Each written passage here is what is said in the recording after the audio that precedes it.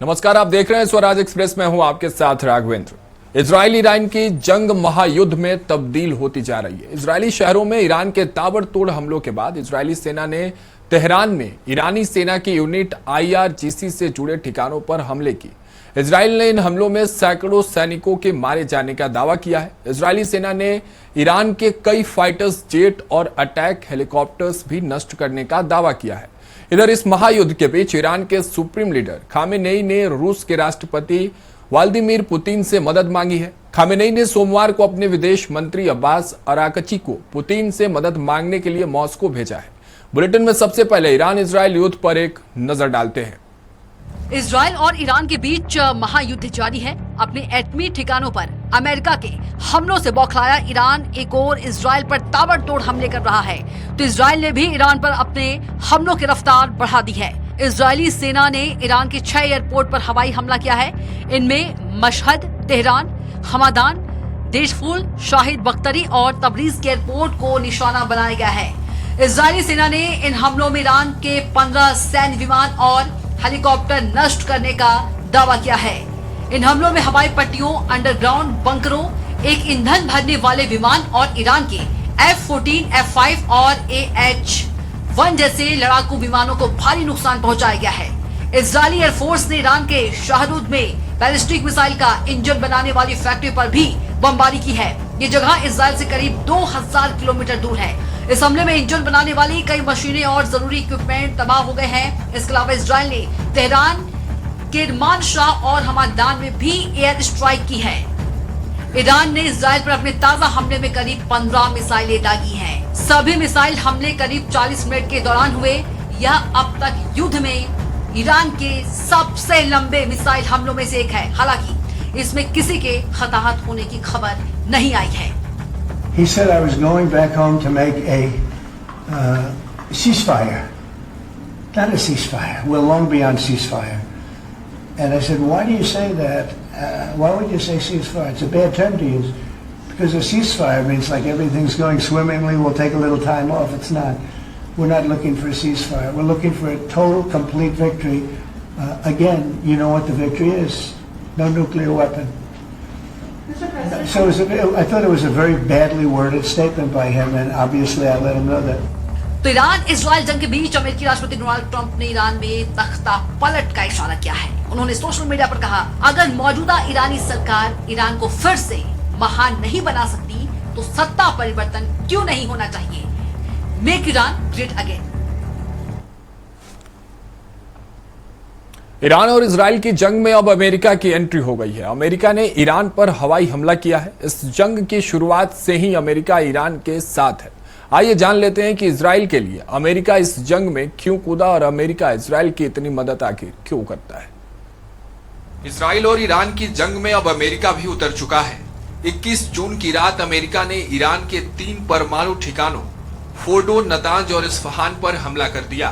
America के 6 B-2 bombers ने Iran के फोर्डो परमाणु ठिकाने पर दर्जन भर 30,000 पाउंड वजनी बंकर बस्टर बम गिराए, जो जमीन के काफी अंदर स्थित है। पहले यह अनुमान लगाया गया था कि फोर्डो न्यूक्लियर साइट को तबाह करने के लिए 2 बंकर बस्टर की जरूरत पड़ेगी, लेकिन अमेरिका कोई चूक नहीं करना चाहता था, इसलिए उसने 1-2 नहीं बल्कि दर्जनों बम ईरान के एटमी ठिकाने पर गिराए।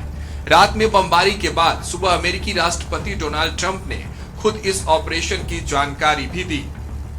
He said I was going back home to make a ceasefire. Not a ceasefire. We're long beyond ceasefire. And I said, why do you say that? Why would you say ceasefire? It's a bad term to use. Because a ceasefire means like everything's going swimmingly, we'll take a little time off. It's not. Donald Trump ने इस मामले को समझाने के लिए ओब्लिटरेटेड शब्द का इस्तेमाल किया। ऑक्सफोर्ड इंग्लिश डिक्शनरी में ओब्लिटरेट का मतलब होता है किसी चीज को इतनी बुरी तरह से मिटा देना कि उसका कोई नामो निशान ना बचे। अमेरिका ने 6 B-2 बॉम्बर्स ने ईरान के फोर्डो परमाणु ठिकाने पर दर्जन भर 30,000 पाउंड वजनी बंकर बस्टर बम गिराए।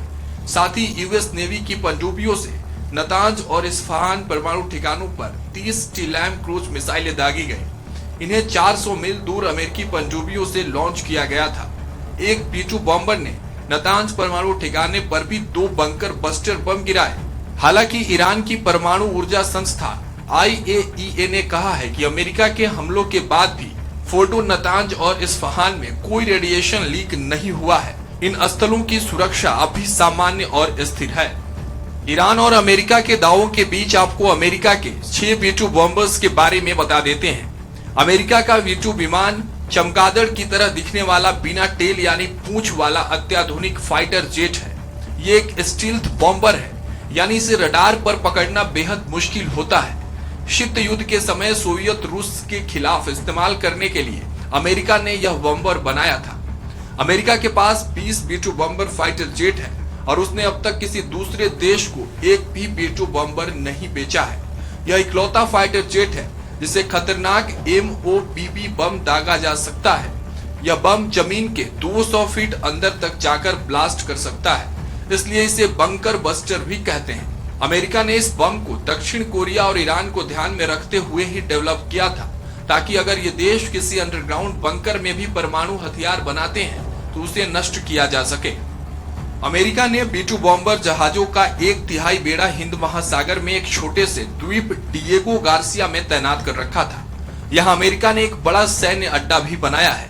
डिएगो गार्सिया द्वीप ईरान से करीब 4842 किलोमीटर दूर है, जबकि V2 बॉम्बर 11000 किलोमीटर से ज्यादा दूरी तक सटीक निशाना लगा सकता है। यानी V2 बॉम्बर ईरान पहुंचकर बंकरों पर बम गिरा सकता है और वापस भी आ सकता है। V2 बॉम्बर 50,000 फीट की ऊंचाई पर उड़ता है और इसे बम गिराने के लिए साफ और खुले आसमान की जरूरत होती है, जिससे निशाना एकदम सटीक बैठे। V2 बॉम्बर के लिए इजराइल ने पहले ही ईरान का आसमान साफ कर दिया है। 16 जून को इजराइल की सेना ने दावा किया कि उसने ईरान की राजधानी के आसमान पर कब्जा कर लिया है। इजराइल ने ईरान के एयर डिफेंस सिस्टम और मिसाइल सिस्टम को बेहद कमजोर कर दिया है, तभी इजराइल लगातार ईरान पर आसमान से बम बरसा रहा है। इसके अलावा अमेरिका ने टॉमहुआक लैंड अटैक मिसाइल का इस्तेमाल किया। यह एक लॉन्ग रेंज सब सोनिक क्रूज मिसाइल है, जिसे जमीन पर मौजूद टारगेट्स को निशाना बनाने के लिए डिजाइन किया गया है। ये GPS, इनर्शियल नेविगेशन सिस्टम और टेरेन काउंटर मैचिंग जैसे एडवांस नेविगेशन सिस्टम से लैस होती है। यह बेहद निचली ऊंचाई पर उड़ सकती है, जिससे रडार से बचा जा सकता है। मिसाइल लॉन्च के बाद खुद ब खुद तय रास्ते पर चलती है और टारगेट पर जाकर सटीक वार करती है। Bureau report, Swaraj express. अपने परमाणु ठिकानों पर हमले के बाद ईरान ने अमेरिका को भी निशाने पर ले लिया है। ईरान ने खुली चेतावनी दी है कि उसके साथ जंग अमेरिका ने शुरू की है, खत्म अब वो करेगा। माना जा रहा है कि ईरान मिडिल ईस्ट में स्थित अमेरिकन एयरबेस को निशाना बना सकता है। आइए जानते हैं कि वो कौन से एयरबेस हैं जिन्हें ईरान अपने निशाने में ले सकता है। मध्य पूर्व में अमेरिका के कई मिलिट्री और एयरबेस हैं, जहां से इजराइल को भरपूर सपोर्ट मिलता है। ईरान के पास ऐसी कई मिसाइलें हैं जिनकी रेंज 2000 किलोमीटर या फिर उससे ज्यादा है। ऐसे में आशंका ये भी है कि ईरान अमेरिका के इन सैन्य बेस को भी निशाना बना सकता है। ईरान ने ऐसा करने की धमकी भी दे डाली है। हम आपको बताते हैं, मिडिल ईस्ट में अमेरिका के भी 5 मिलिट्री, नेवल और एयरबेस जिन्हें ईरान निशाना बना सकता है। अल उदीद एयरबेस, कतर, मध्य पूर्व में सबसे बड़ा अमेरिकी सैन्य अड्डा। साल 1996 में इसे स्थापित किया गया था। 24 हेक्टेयर में फैले इस एयरबेस में लगभग 100 विमान और कई ड्रोन मौजूद। इस एयरबेस में अमेरिका के 10,000 सैनिक रहते हैं। यूएस सेंट्रल कमांड के लिए फॉरवर्ड हेडक्वार्टर के रूप में काम करता है। इराक, सीरिया और अफगानिस्तान में ऑपरेशन का सेंट्रल कमांड रहा। Naval support activity NSA, Bahrain. अमेरिकी नौसैनिक अड्डा पूर्व ब्रिटिश नौसैनिक प्रतिष्ठान है। HMS जुफियर की साइट पर स्थित है। सैन्य और नागरिक कर्मचारियों सहित 9000 कर्मचारी तैनात। यूएस नेवी के 5वें बेड़े का घर कहा जाता है। विमानों, टुकड़ियों और रिमोट साइट्स को सुरक्षा प्रदान करता है। कैंप आरिफ जान, कुवैत शहर से लगभग 55 किलोमीटर दक्षिण पूर्व में स्थित है। अमेरिकी सेना का बेस है। साल 1999 में स्थापित हुआ था। मध्य पूर्व में अमेरिकी मिलिट्री ऑपरेशन के लिए काम करता है। यूएस सेटकॉम के जिम्मेदारी वाले क्षेत्र में इसकी उपयोगिता बेहद अहम है। अल धपरा एयरबेस, UAE, यह अमेरिकी सेना का रणनीतिक बेस है। टोही खुफिया जानकारी जुटाने, कॉम्बैट एयर ऑपरेशन का केंद्र है। F-22 रैप्टर स्टील्थ फाइटर जैसे अल्ट्रा मॉडर्न फाइटर जेट तैनात हैं। ड्रोन और अवाक्स सहित विभिन्न निगरानी विमान मौजूद हैं। इरबिल एयरबेस इराक अमेरिकी सेना द्वारा हवाई अभियानों के लिए उपयोग किया जाता है। उत्तरी इराक और सीरिया में चलाए जा रहे अभियान में इस बेस का इस्तेमाल किया जा रहा है।